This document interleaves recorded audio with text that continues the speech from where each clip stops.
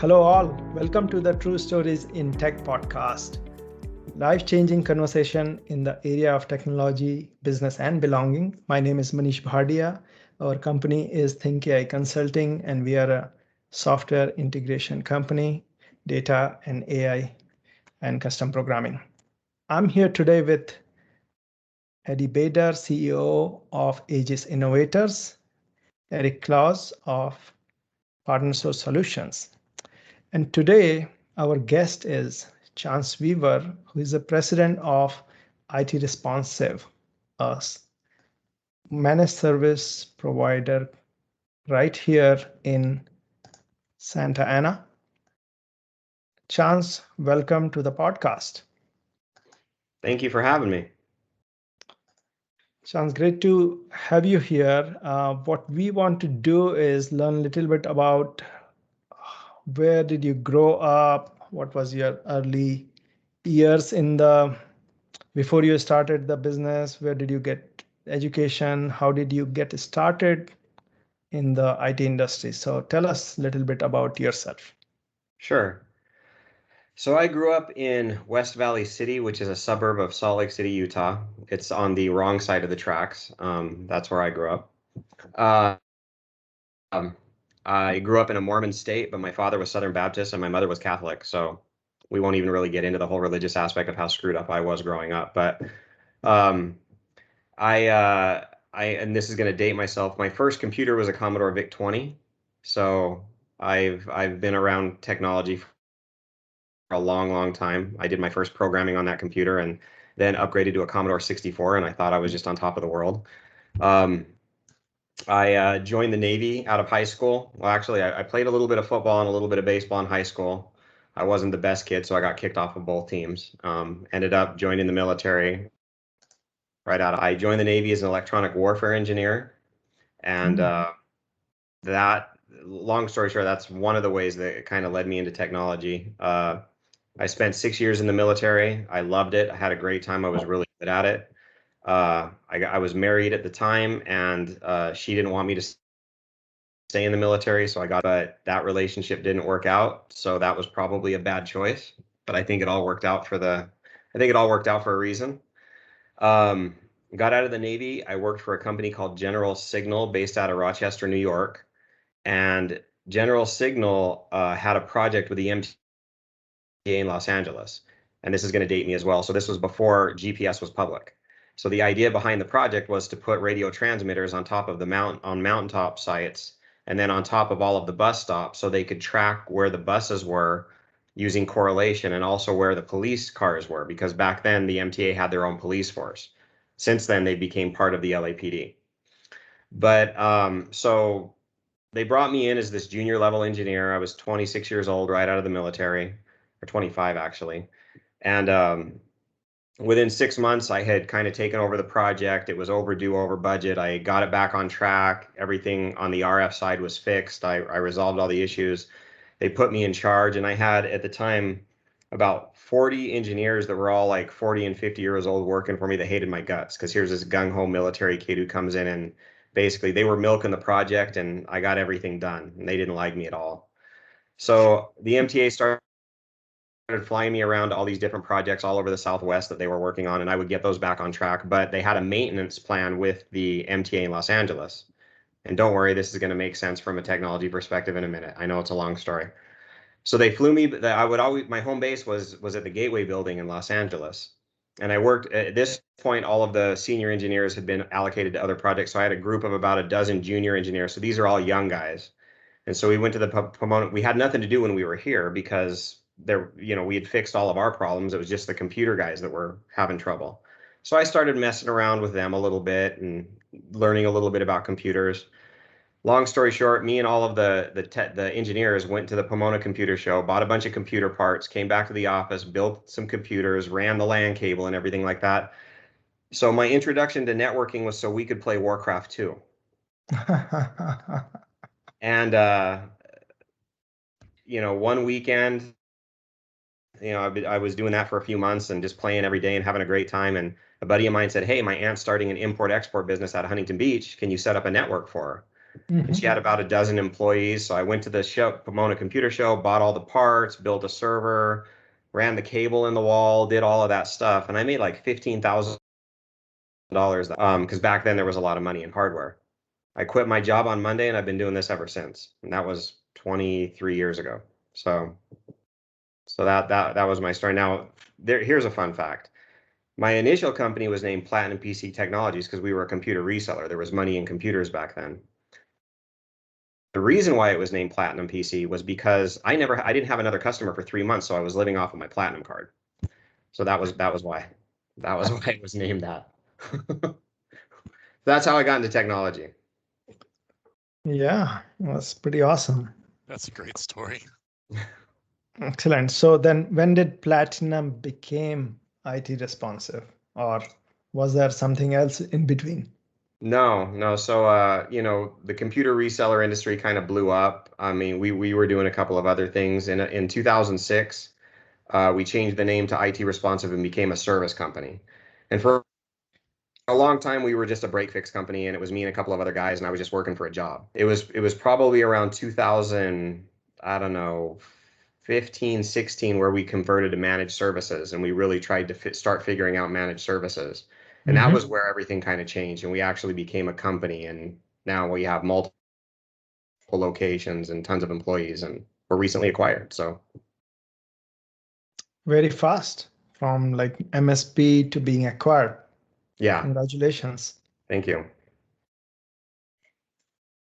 Started doing things right. Yeah. So what was that transition like? I mean, what were the bumps in the road going from going from a hardware company to a services company, and can you share any like pearls of wisdom for somebody who might be trying to figure out how to become an MSP from the old traditional break fix model? Yeah, rip the Band-Aid off. That's literally to be honest, break for a long time I was a break fix guy, and I was like, managed services is stupid. Why would anyone pay a flat fee? Like, you're gonna lose money. There's no way we can do our job with a flat fee. And it literally took me just saying, look, there's other companies doing it and they're making money, and just converting clients over to it to start realizing the benefit, the advantage. Now I have visibility into their network. Now I can see problems before they actually develop into something that causes downtime. Now I can actually provide value ahead of time. But it took me actually doing it and just kind of diving in and having the guts to do it. And then I realized, holy cow, I'm getting this recurring revenue that I can count on every month. And if we can get the network dialed in and become super efficient, wow, we can make a ton of money. If you fix everything and you make everything hum along and you can lower that ticket count, well, that just dramatically increases your profit margin. One of the reasons we were acquired is, our EBITDA is 25%. We're 25% net operating income after paying me. So we're a highly profitable business, and that's all built around efficiency. But anybody can do it. It's just, you just do things the right way. Make sure that you're trying, whatever you do, everything has to be about getting that ticket count down. You don't want to troubleshoot the same issue over and over again. Fix the problem, get the ticket count down, and then you'll be profitable. No, that's great. Those are great. Those are great things for partners out there who might be struggling with that transition to learn. So I have more questions for you in terms of relationships, because I know every so often we run across one or many people that help us on that journey, and we all have a common friend in Justin Slagle. And I know that at one point you got connected to him. Can you talk about your connection to Justin and how he impacted your business? Well, it's kind of interesting. One of the reasons we were acquired is because our Microsoft revenue is about 30% of our bottom line.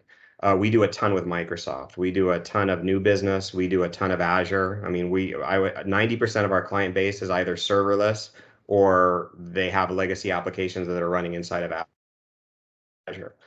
We have very few on-prem customers, and we're to the point where a couple of those customers that don't want to go to the cloud, we're just going to let them go and start moving forward with other customers that will. We've built a business model that is there's and Justin was a huge part of that. He actually kind of showed me what we needed to do, what Microsoft was looking for from a partner.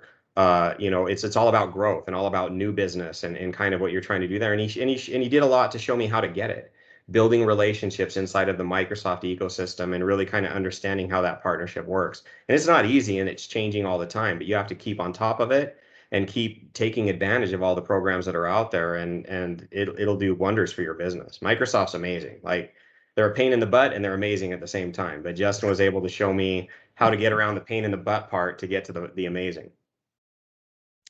That's awesome.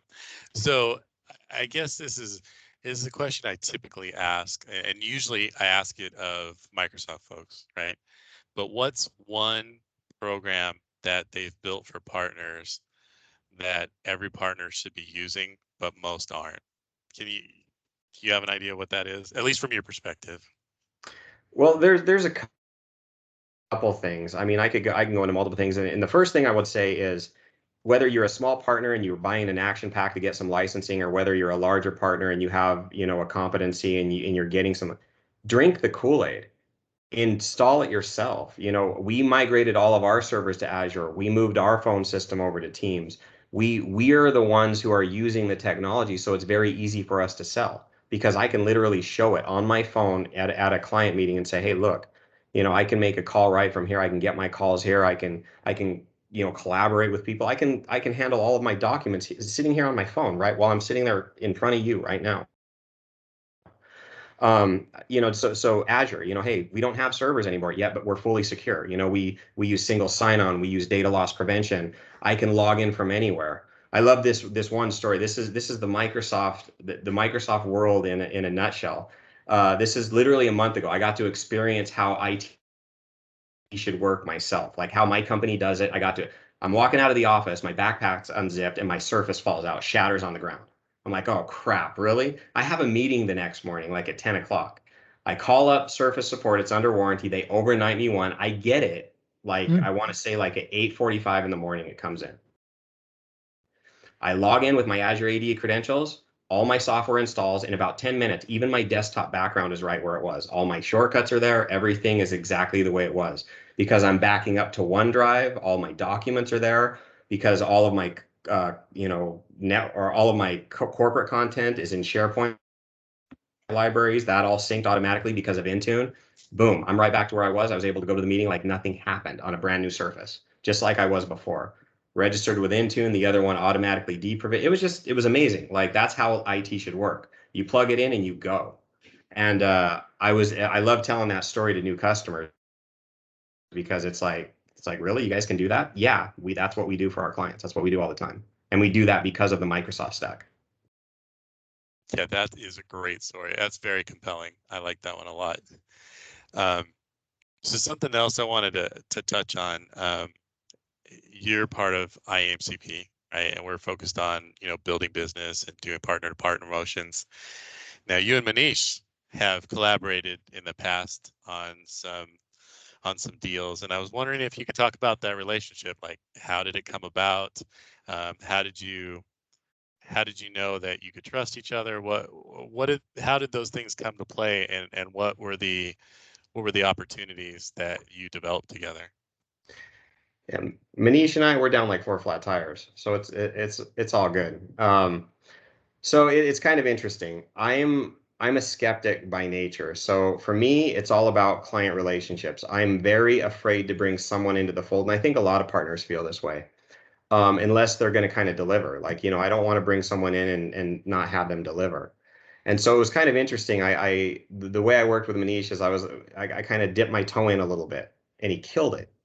And then I'm like, okay, I went in a little bit further and he killed it again. And then after that, now it's just kind of like, how can I work with this guy more? And I think, we have a couple of different relationships inside of IMCP. And one of the things that I'm really pushing, so now I kind of stepped out of that role where I'm going to the meetings. We have another guy who's kind of heading that up, and I'm pushing him to develop those relationships. That's one of our key initiatives is, hey, develop relationships inside of IMCP, because it helped us get to where we are. That's great. And Manish, from your side, how did it feel with Chance when you're Being starting? recorded, Manish, don't say anything bad. I think like Chance said, right, being a skeptics. So other side of, so that's a developing the trust. But at the same time, you develop more trust when you find the other person have very high integrity. So we had a client, and we brought in Chance, and some for ethical reason. Chance said, no, this is not. I'm not gonna work, and it was bad for business for me because I could not deliver what we wanted. But at the same time, I saw Chance standing for something and staying true to the word. So what he said is he's delivering to himself, and that showed us as a partner that Chance has a high integrity model, and that itself creates a unbelievable trust. So once we have the trust, and Chance had a couple of opportunity, and he has a team which were taking care of the customer well. So we were able to start delivering along with him, and then it worked out. And then we had a reverse situation where he was bringing to his clients same thing. I was able to bring him to a couple of my clients. So it was not just one-way traffic, both ways. So we developed much more better relationship. At the same time, our model is totally compatible with MSP, so it worked very well with Chance and his team. That's really cool. It's cool to hear those stories. Something else I was interested in you mentioned it earlier, Chance, is you were recently acquired, and that's pretty amazing. Going from starting your company on your platinum card to being acquired by a company, a bigger group. Can you talk about what that M&A was like for you, and what prompted you to go in that direction from having your own business for so long, and what was really kind of, was it a work-life balance kind of thing, or just the right opportunity at the right time? Yeah, it's kind of interesting, at our size, we're hit up almost daily. There's an email or a phone call, or there's so many private equity companies, and platform companies, or companies that just want to merge. I mean, I'm friends with a ton of MSP owners, and I've all the time you're like, hey, imagine what we can do together, and things like that. And I every once in a while I would kind of entertain it a little bit, just because it's fun to go through the process to kind of get an idea of, hey, what am I worth? Like, what is the company worth? What does the process look like? What are other companies looking for? So I've done that a couple times over the course of the last, I don't know, 10 years. And it's been kind of interesting to see what's out there in the progression. And I've ignored stuff like you wouldn't believe. And it was just weird how this worked out. Like, it was an email, and it was from this guy named Dan Esco. He's one of the partners, and he just kind of sent this email saying, hey, look, there's no pressure, but I really want to talk to you. I've heard some great things about you. Obviously what I'm contacting you for, but I really just kind of want to get to know you a little bit. And you hear a lot of like stuff like that, but for some reason I gave him a call, and we ended up having a really good conversation, and I was really intrigued by their model. Their model, most companies, they're trying to acquire you. They want to roll you up into this big conglomerate and make everybody look the same, and everybody's using the same tools.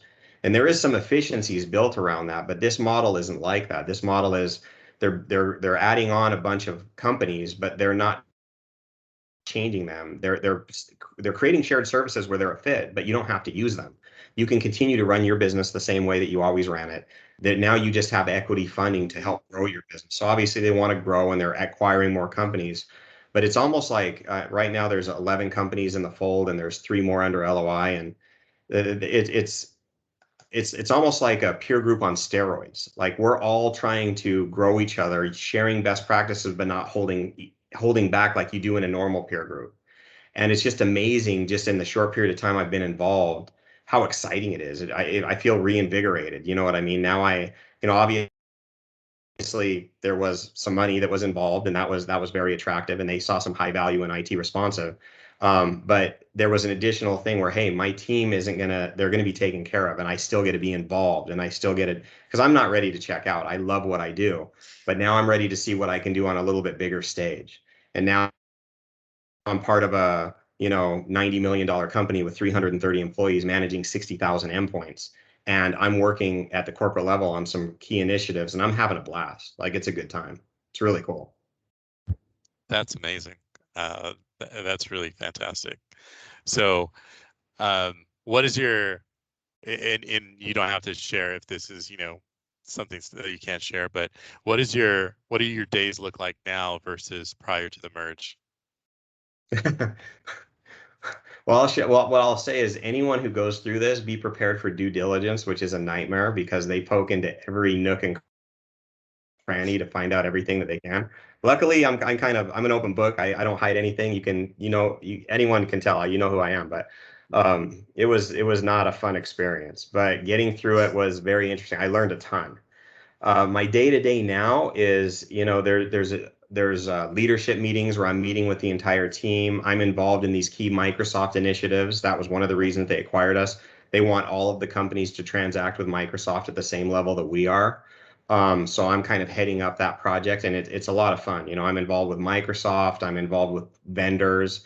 I'm really trying to build some relationships. I'm getting all of the companies on board. I'm building out a team at the corporate level to kind of help all the companies with that. So that part's exciting, but I'm also getting my team engaged. So there's like shared, I probably can't, I'm probably saying a bunch of stuff I shouldn't say, but they have different ways that they're growing to help grow your company. So sales and VCIO and all these different tools and practices that we're building together and getting those people plugged into, the ecosystem. It's a lot of fun. I'm already seeing some enormous growth internally, just not only in revenue, obviously, but in just the team and their performance, and they're excited about it. And now they can see, hey, there's places for me to go inside of this company that I didn't have before.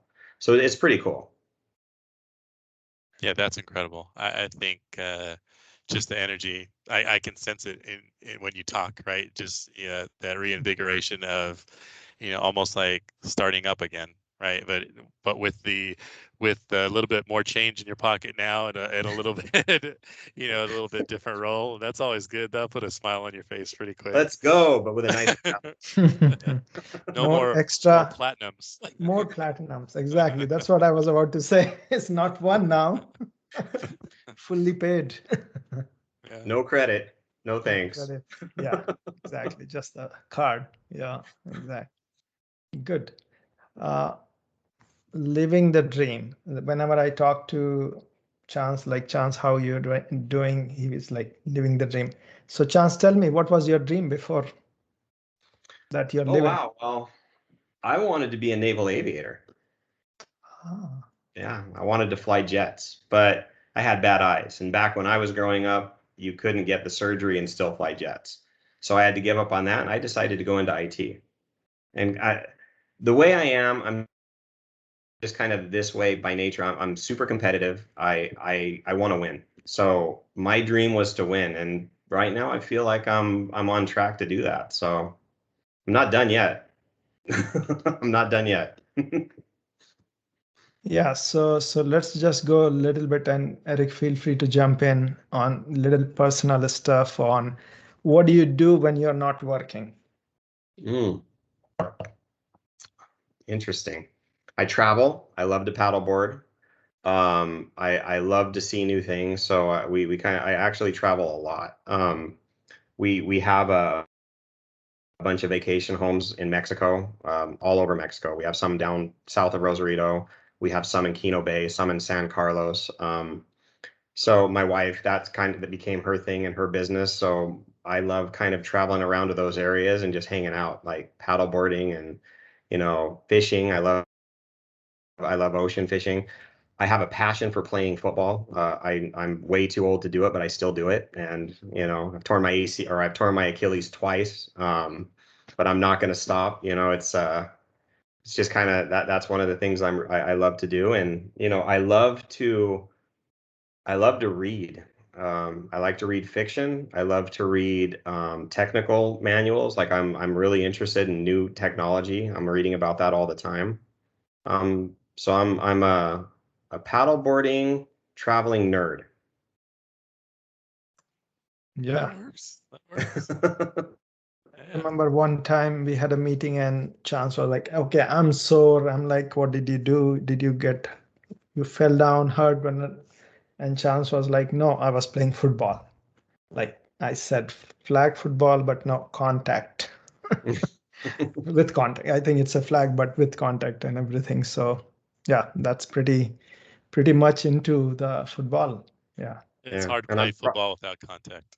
yeah, and I'm probably 10 years older than the next, oldest guy in the league. So it's kind of, until they kick me out of the league, I'm going to keep going. They Right. That's cool. keep calling me back. So you said in high school you were on the baseball and football teams, and then you got kicked off because I believe you said you were bad. So I'd like to kind of explore that if you're open to that, because that's kind of a fun situation. So let's talk about that versus going into the military and what the military did for you as a person, right? Can you talk about just a little bit? You don't have to go too deep, but I was just kind of curious because, something that you're passionate about, and then the military was something that you found great success in, and they're pretty structured and rigid at times, and it just seems like a very opposite description of the same person. I was kind of curious about that. Yeah, that's actually probably a really good question. I don't mind going deep. It is who I am. When I was a junior in high school, I thought I knew everything. I was, having a good time partying. I was a pitcher on the varsity team, and then I also played strong safety on the football team. I got kicked out of school for grades and fighting, just a bad kid. I never got into drugs, which is a good thing. My mom was always really against drugs, but anything else that you could do, I probably did. Ended up getting kicked out of 3 schools for fighting. I decided to drop out of high school my junior year. I became a cabinet maker. I got my own apartment, and I should have been a junior in high school.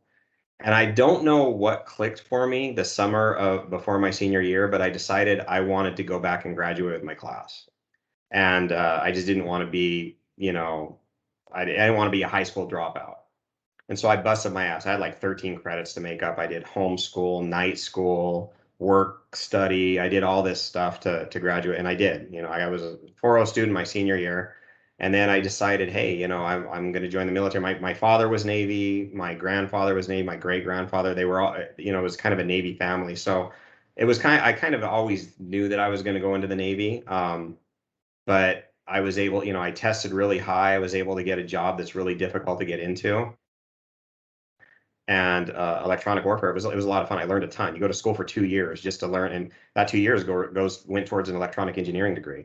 My degree cost me a total of $500. I got all my classes done while I was in the Navy. I had to take one class, and I got my degree from the University of Maryland, Wow. without ever stepping foot on campus, and it cost me. I had to pay for one class.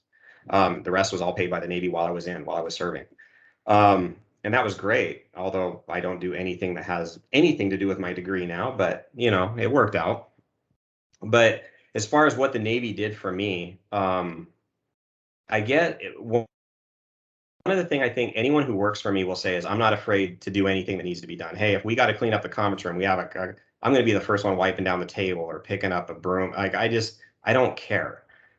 Titles don't mean anything. It's like, hey, we're all in this together. We're all trying to work towards a goal. So, whatever it takes to get the job done.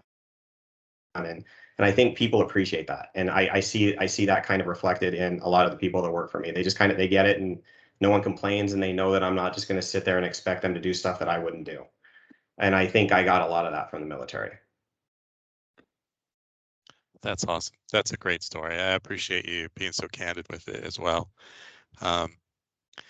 And then I'm going to pull Justin into this one more time because with his partners, he introduced the concept of challenge coins, right? So there's a lot of partners, there's a lot of us who have challenge coins, and we like them, right? It's something for those of us who haven't been in the military, it was a new concept, but we gravitated towards it quite quickly, and Justin was key in that. But can you, for those who might not know what challenge coins are, the whole concept, and how that brings around like camaraderie and things like that, can you kind of describe that? Sure. But what I will tell you is when I was in the military, I never heard of a challenge coin. Is that right? That's right. I didn't hear about it. I think it's a newer thing. I'm old. You know, you got to think I was Right. in 91 is when I was in. So it's, many, many moons ago. But the idea of challenge coins, like my sister's in the military, so they're heavy into that whole thing. You throw it down, if someone calls it out, you better have that coin. If you don't, you're buying drinks for everybody. So it's pretty cool. And then there's something cool about, like, I actually do have coins from all the ships I served on, but it wasn't a challenge thing. You bought coins, you bought lighters, you kept hats from the different commands you served at. But it's cool stuff to have, and there's some pride that goes along with those coins for sure. And yes, I have my Microsoft coins, and yes, I make sure I have them when I hang out with Justin. I try to hang out with him as much as I can. And he'll throw it down too. He's not shy about it. Oh yeah. Oh, I know. No, that's great. Those are really cool things. There's a lot of traditions, those traditions that bring people closer together. I think that has a lot of value, and it's cool. And I'm glad that tradition has come over to the Microsoft partner ecosystem, because I enjoy it. I especially enjoy seeing the person who doesn't have the coin, the look on their face. That they forgot. We had a partner, and Justin will tell this story, that he realized he got to Inspire at Vegas and he forgot his challenge coin. He had his wife FedEx the coin to him like next day so that he wouldn't be without it. And I thought that was an awesome story. That's pretty funny. $20 worth of $20 worth of FedEx is probably a lot cheaper than a round of drinks at Inspire. Yeah, no sure. doubt. Guaranteed. I actually I have multiple Microsoft challenge coins, and I keep one in my backpack at all times. I have one in my car, and then I try to keep one on me.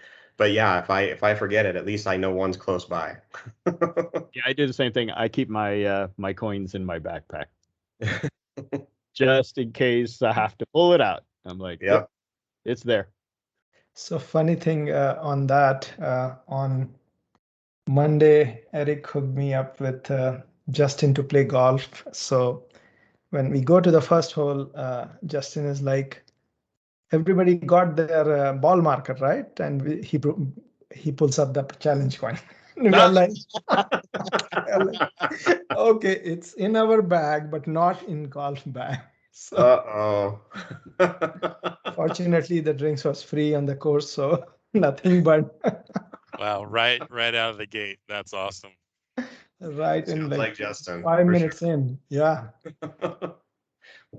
So now that the pandemic is over, things are opening up. So time to find it, keep it. Absolutely. Yeah. Right. And so we have another story on AMCP. So actually, I had another question to Chance on it. Like, Chance, you have been helping so many clients. We want to hear one story where it was good client and it turned south. So let's start with a negative story, and you don't have to name the customer, but give us a story too good to be true, and it was a pain to get that client and it went totally south. Then tell us where you thought it was okay client and turned out golden and something like that. So give us a real story here. Wow, I don't have too many negative stories. I guess, there's been a couple of clients where we got a new client once, and it was a small client, and the girl was just unrealistic. We had, and we just decided to kind of part ways very quickly into the process. I was like, hey, this isn't going to work out. Like, obviously, I don't think you really understand the value of what we're bringing, and that type of thing. And that was I think the only time that we ever had like a bad onboarding experience, and it had nothing to do with us. It was just, I don't know what her experience was, but my sales guy thinks she was crazy, but I don't know. I don't want to say that about anyone, but it was a little gnarly. We had a situation where it was a large legal firm in Chicago, and they were migrating. So they were on a hosted MSP, and all of their stuff was in a data center in Portland. And supposedly it was segmented, but it wasn't. When we logged into their servers, we could see a whole bunch of other company servers. It was really bad. So we ended up migrating them to Azure and pulling all of them off. We basically eventually we got them to a point where they were serverless over the course of a couple of months. Migrated all their data to SharePoint, set up libraries and everything like that. But the problem with this is, I want to say there was about 120 attorneys in this firm. And trying to get an attorney to go to a training is nearly impossible, right? So, everything worked. We just trying to show 120 people individually how to do something when we had trainings and we had recordings, but they refused to watch the recordings and they wouldn't go to the training. We had multiple training hosted by Microsoft on how to use OneDrive and how SharePoint works and how to tell things are syncing. Long story short, it just many tickets later, we finally got them under control and they're extremely happy now. But there was a point there where it was incredibly gnarly. But again, just go to the training, please. We provided it. It's there, So lesson learned: if they don't go to the training now, we don't migrate them until they do. So that was the lesson we learned from that thing. We say, hey, you train first. Then we're gonna migrate you, and then we're gonna train again. So that's kind of the way that we do it now. But as far as a story that went great, well, heck, that's pretty much every other client we have, my man. We ended up. This is kind of a cool story. So we did work with this company, a metal company that was acquired. I want to say this was when we first went into managed services. Or they were actually a break fix client before managed service. They were one of the first clients we transitioned to managed services. The IT director there left when they got acquired, and he went to work for this company called Cambro Manufacturing, which became a client of ours. They're a large manufacturing company based out of Huntington Beach with offices all over the country.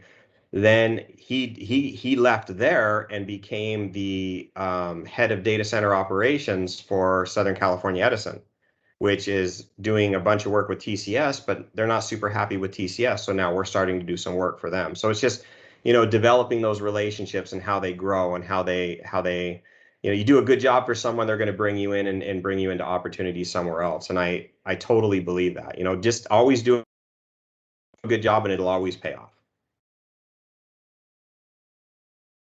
Excellent.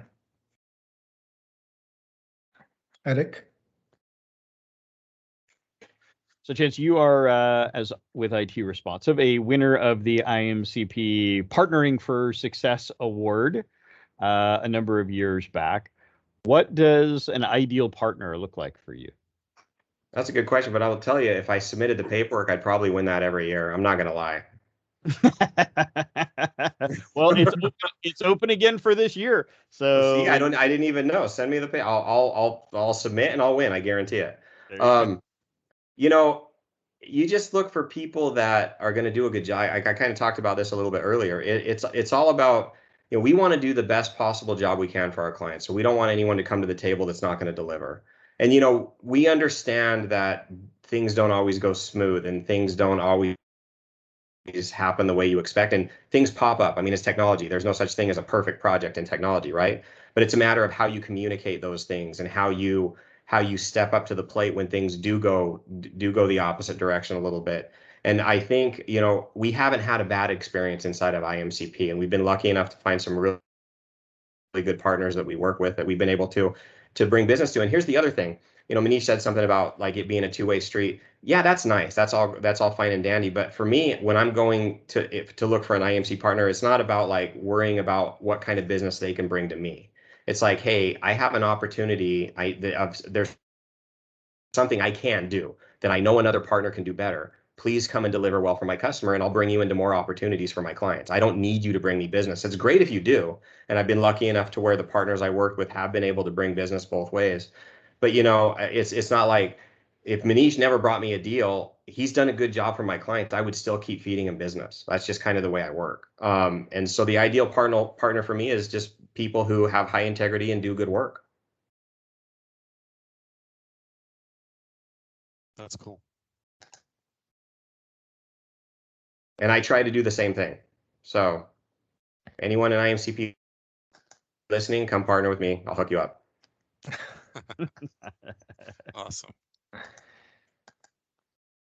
So you started out here in Southern California. I'm curious with the expansion and the changes. What's next for IT responsive, and is there going to be a larger push to go global? Yeah, well, I mean, it's kind of interesting. We're already serving clients globally. I mean, we have clients that are based in Italy. We have clients that are based in Australia. We have clients that are not based in Southern California, but all over the US. So I think just the way that the world works now and some of the things that we're doing from a serverless and, distributed standpoint where, hey, you can work from anywhere securely. It's kind of paying dividends in that arena where we can kind of service people anywhere. And now with the organization that we're a part of, we actually have boots in the ground in more places than you can imagine. So it's kind of cool. So yeah, I think what's my goal? World domination. All right. So we're coming to the end of COVID here for a lot of us, at least in California. What's on Chance's agenda now that things are starting to open back up? Good or bad? I think obviously COVID was a terrible thing, and for a lot of people, for me included, I've lost some people. But what I would say is it really opened the eyes to a lot of business owners and technology people about the value of cloud. Luckily, we were kind of already on the cloud wave before that hit, so we were able to kind of just most of our customers were already transitioned over, and it was smooth sailing as far as working remotely and picking up and moving. But what we're seeing now is a lot of companies downsizing and, hey, we're not bringing everyone back to the office, or we're gonna have only some people there, so we don't need as large of a facility. So the cloud just kind of facilitates that type of work environment. It makes it easier. It makes it more agile. It makes it more secure if you do it right. And if you understand how to do it. And luckily, I think we're kind of, can we be better? Yeah, obviously, we're always striving to be better. But I think that we're better than most, and we do a really good job, and we're kind of at the cutting edge of what the technology can do. And I'm excited about that. I think one of the things, this is kind of interesting, and Eddie, you'll appreciate this. We're getting business because other partners won't talk about cloud. We literally have a company in Indiana right now that they sent us their information. They were recommended by Pax8, that one of our vendors. They were like, hey, we need some help because we have this MSP, and all they will talk to us is about upgrading our stuff or moving us to a colo. They will not talk about cloud whatsoever, and we think we're a good candidate for Azure. We don't know, but we want to talk to another partner and just have them. They literally gave us their MSP contract and their quotes because they wanted us to tell them and so we were like, oh yeah, you guys are perfect for Azure. We're midway through the migration, and it's a brand new managed service client, all because their existing partner didn't want to talk about cloud. So what I'm telling you is companies want to move. They know it's the right way to go. And if you aren't on the bandwagon and you're not going to help them, you're going to lose business. And yeah, here's another interesting thing. And Eric, you'll appreciate this. We had a client that had 30 on-prem servers. We charge, I don't want to say, a couple $100 for an on-prem instance to manage it. We charge significantly less, and I won't tell, I'm not going to give dollars there, but it's minuscule compared to that to manage a cloud instance. We consolidated the client down to 10 servers and migrated them to Azure. But guess what? That lower cost that we charge them to manage it on Azure, I never have to roll a truck. I never have to deal with it. The backup, they're paying for it now. I don't have to pay for it out of mine. So it's less expensive to manage that instance and more profitable, even though we're charging it less. So yes, our revenue numbers go down, but our profit goes up. And because we're on that and we understand the economics of how the cloud works, we're getting more clients. So our revenue is still increasing by new business. And that's how you want to grow. So what I'm telling partners out there is, hey, if you don't understand Azure, you better start understanding it, because us guys who do, we're going to take all your customers if you don't. Yeah, and I would say, and Chance, you tell me if I'm off here, but there's some clients who aren't having the security conversation with their clients either, and I think that's a mistake as well, because if you're not having that conversation, somebody else is going to, especially when they're looking to, potentially move to the cloud, and it's just kind of an all-inclusive kind of thing. You don't do Azure without security wrapped around it, right? And you probably don't do anything without security wrapped around it. So it's really interesting to hear that some, especially for me, like I think of Dynamics partners, right? You're usually dealing with the keys to the kingdom, whether it's the accounting package or the CRM. There's a lot of company data that's really key. And if you're not building a secure environment around that, I think you're missing an opportunity, right? You're missing out revenue, but you're missing out on something else as well. So I didn't know how you thought about that. Oh, well, when your client's calling you up saying, hey, why do I have this thing on my screen that says I have to pay X amount of dollars in Bitcoin? Yeah, no, that's a bad thing. So you should, security should be the first part of the conversation. Security is going to drive the Azure conversation, right? Hey, it's easier to secure you in the cloud. It's more difficult to secure an on-prem environment, believe it or not, than it is to secure a cloud. There's more tools available to you and more visibility.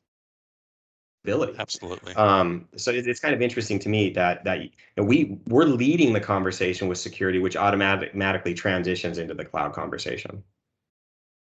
Yeah, There's still a lot of CFOs and probably even some CIOs out there, though, that still think that, if I just put all my data and create Fort Knox here in my little office, then I'm more secure than if I go to the cloud. So what do you guys say to that? Oh, it's pretty easy. So hey, the problem isn't you can put up as many layers as you want to. The problem is the one dude in the office who's going to click that link no matter how many times you tell him not to click it, right? That's the problem. We literally experienced this. We got a new client recently where the CEO went to the IT guy and said, "Hey, shut off MFA. I don't want it." You know what I mean? It's annoying the hell out of me. So he didn't shut it off, but he increased the time limit that he could have it on. So the dude logged in, put in his username and password into like this fake phishing email. Someone installed a keylogger on his system. Someone got into his computer and literally had access to it. And so from his computer, they were able to log into his Office account and change information.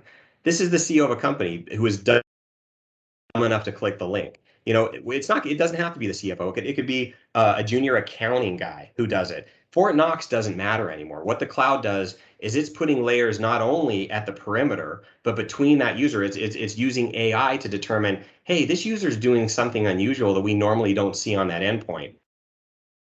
Is this endpoint compliant? Is the antivirus up to date? Is it seeing all these things? And yeah, you can do some of that in those on-prem environments, but not nearly as much as you can do in a cloud environment. The visibility is just so much higher. And there's so many more layers that you can put, and people don't understand that. And it's very easy when you get into a little demo conversation to show them, and they get blown away by the capabilities. So let's bring it back here. I was going to bring it back to just kind of the personal side, though, but talking about, COVID winding down, and you were talking about traveling before. What's on your to-do list?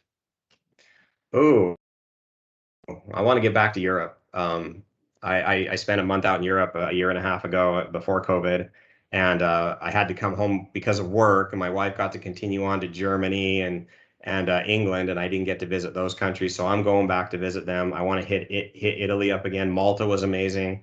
So that's kind of my next big thing. I want to start getting down to some place, Costa Rica, and I want to learn to surf. That's my thing this year. I'm going to learn how to surf. So, I've been paddleboarding a while. I can kind of surf in on the paddleboard. Now I want to get on a shortboard and see what I can do. Eddie's done some traveling around Europe. I'm sure he can give you some pointers. He's done some interesting. Let's go. You want to get to England? Let's go. I'm telling you, I'm ready. The bags are packed. Just wait. And one of my client moved to Costa Rica. He's like, "Hey, I'm renting a house here," and he's like, "Okay, I'll send you the rental info." I'm like, "Okay, send me." So I'll send you that chance. All right. So Eddie, we're going to Europe, and Manish, we're going to go live in Costa Rica and then travel to Europe. I got you.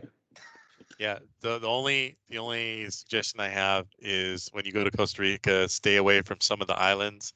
I hear there are big animals there. I'm just kidding. Jurassic Park. You want to stay clear of those islands. Let's go wrestle some of those. Yeah, there you go. Paddleboard.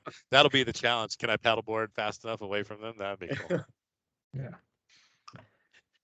So Okay. I have another quick question for you because, and this is a business question, and we talked about this earlier when you talked about clients who were reluctant to move from on-prem to cloud. And I think as a business owner, you've been wildly successful, and I think a lot of business owners struggle with walking away from a client, especially one that's, they're making money or perceived to be making money from. And I wanted to put this in the security framework. If you came across a company who wasn't willing to have the security conversation with you, is that, I mean, for us, it's a red flag, right? If you're not willing to spend any time on this and you're talking about leading with security first, is that just a client that you would just step away from and not engage with? Or if they were in your portfolio already, would you look to maybe transition them out? Because I think in your conversations, while you talked about being efficient and maximizing profit, we already know that if they have issues with security, we're just going to be spending more time there. So I just wanted to get your perspective on that, and then maybe a piece of advice for a partner who is having a tough time stepping away from those clients when they really should. So yeah, and that's actually great, because I've been at every level of this. I've been me working out of a garage. I've been me working out of a garage with another dude, and then now I'm me working out of a corporate office with 50 people. So what I would say, with multiple offices, which is kind of cool. But what I would say is, yeah, firing a client, I remember when that was the toughest thing to do. Like I couldn't even wrap my head around that. Like I'm making X amount of dollars, but when I was afraid of that was when I didn't really understand the economics of it. Like I really didn't understand, hey, yeah, they're paying me every month, or they're paying me for this time block, or they're paying me for all of this work that I'm doing. But it's taken me away from business that's far more profitable, right? I shouldn't be doing this stuff if they would just listen to me and do what I told them, or if I had a framework that was very manageable, and that would manage services. So when we first converted to managed services, there were a couple of clients that were on board, and that was one of the most painful experiences. And I remember, okay, well then, good luck to you. And I'm like, holy crap, this was like a company that was paying me thousands of dollars every month, and I'm just like saying goodbye, like, because they won't do. And it paid off. It made sense. Like the other companies were far more profitable when I did that. And then we've had a situation where when we were converting people over to Azure, we had this manufacturing client, very good client, been on managed services for a while, but a lot of security holes, high ticket count. Now we have the metrics. I can look at the profitability. I'm like, hey, look, you guys, your ticket count's going up because you're not fixing these things. If you don't fix these things, we're just not going to be a good fit for you. They didn't want to fix them. It wasn't a good fit. We let them go. A year later, they came back and asked us to fix all of their stuff because the other MSP, they ended up getting hacked and losing a bunch of downtime. It was a mess. So don't be afraid, just do it, do the right thing. And the other thing I would say is don't chase the dollar. There was a large part of my career where I was chasing the dollar, and I was afraid to lose that. It was all about the dollar. If you're doing that, you're working for a job. What you want to do is you want to do the best possible thing you can for the client. Provide the best solution you can, regardless of whether the revenue is going to go up or the revenue is going to go down. Find the right solution for them, and everything will pay off because they'll trust you. They'll spend more money with you. And you don't even see it coming. And then you're going to get the right types of clients that are going to be more profitable. And it's hard to see when you're in the weeds, but that's just the way it works. And to take it from a dude who shouldn't even be where he's sitting right now, that's the way you got to do it. I call it ripping the Band-Aid off. You just got to do it. Yeah, I really appreciate that, Chance. Thank you. It's a great perspective, and you nailed it. So hopefully that message will get across to partners because I think it's very valid. So appreciate it. No worries. Told you, what you see is what you get. Yeah, thanks for all the golden nuggets there. So any other question, anybody? Otherwise, we'll wrap it up. Okay, Chance. So if listeners are interested in learning more about you, how would they contact you? Look me up on LinkedIn. I'm happy to connect with people. If you have any questions, hit me up. I'll give you my contact information. I'm totally cool with sharing best practices. I don't believe in secrets. I mean, we're all kind of in this together. I'm totally cool with kind of telling people how we do it. You know what I mean? You still have to execute. So Right. I can tell you, but you still have to execute. That's the hard part, right? Always.